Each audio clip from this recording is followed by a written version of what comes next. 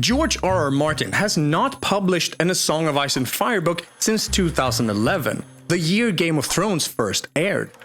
Many have blamed the lack of source material for the show's eventual deterioration, but as you'll see, it's not entirely that simple. People love to speculate about why The Winds of Winter is taking so damn long, or whether it will ever come out at all. And George himself, now well into his 70s, tends to say the same thing every time. I continue to work on it. It continues to get longer and longer. One day it will be done. And then it will come out. Everybody talks about expectations and pressure and the difficulty of tying up a bunch of plot lines. But what nobody seems to be talking about are the cold hard incentives that stand in the way for these books to actually be published anytime soon. That's what I'll be covering today. Like and subscribe if you enjoy my content, and let me tell you the real reason The Winds of Winter still remains unpublished.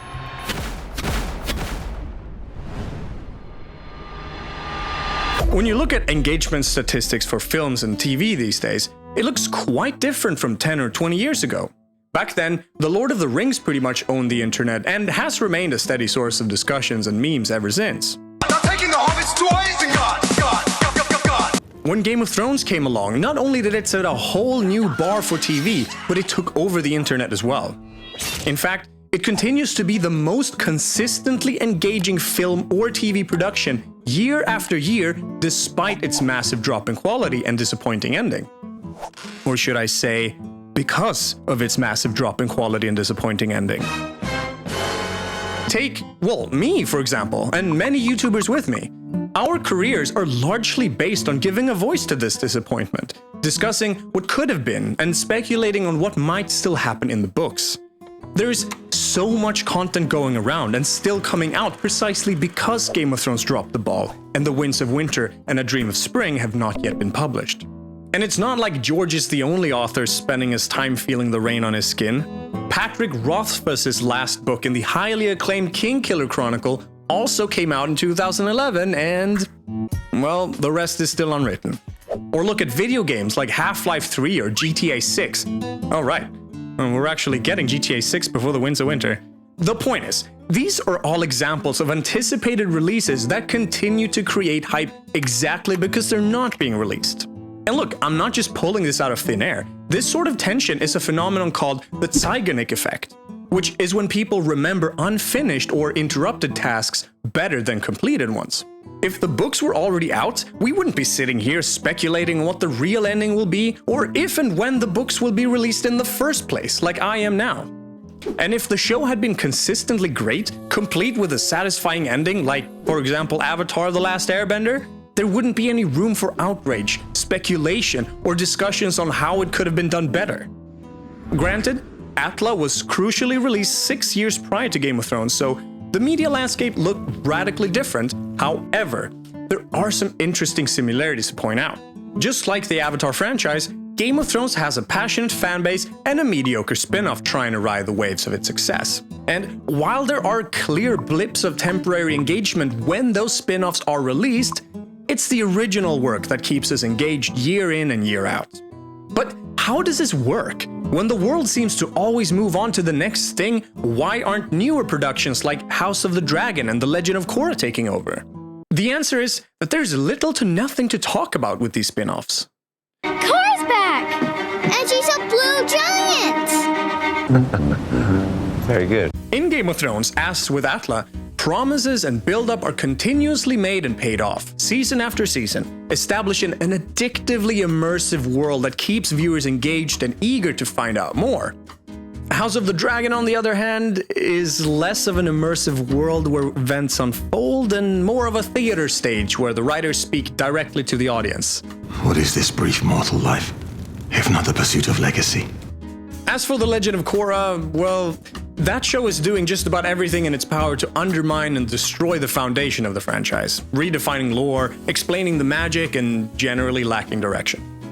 Who else simply cannot wait for the upcoming Avatar 7 Havens and the twin avatars?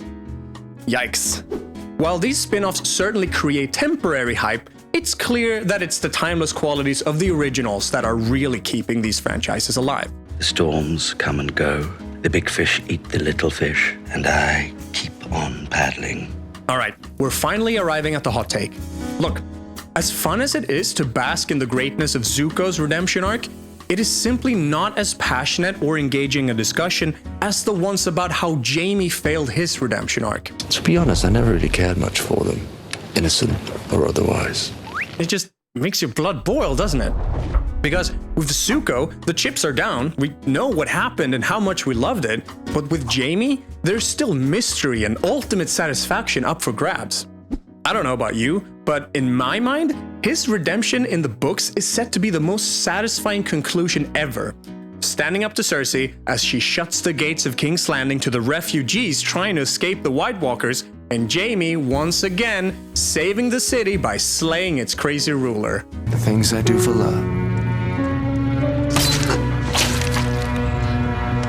I also secretly wish for Bran to become the Night King and Tyrion to go on an evil arc. But whatever ending might satisfy me, might not satisfy you. We're very complicated, you know. Pleasing us takes practice. This is George's predicament at the moment. His ending will be compared with millions of perfect endings that people have had years to polish in their own minds. Imagine that sort of pressure. Imagine the scrutiny. How many expectations won't be subverted in all the wrong ways, regardless of what he chooses to do? Disappointment is written on the wall no matter what. Must be odd for you to be the disappointing child. So perhaps it's better to just let us all sit here with our perfect endings for as long as possible until the franchise stops trending, and only then publish the books to boost engagement right back up to let the wheel roll for a little while longer until it finally breaks. In a way, George R.R. Martin has become a character in his own saga, one that we just can't get enough of. That's good marketing for you.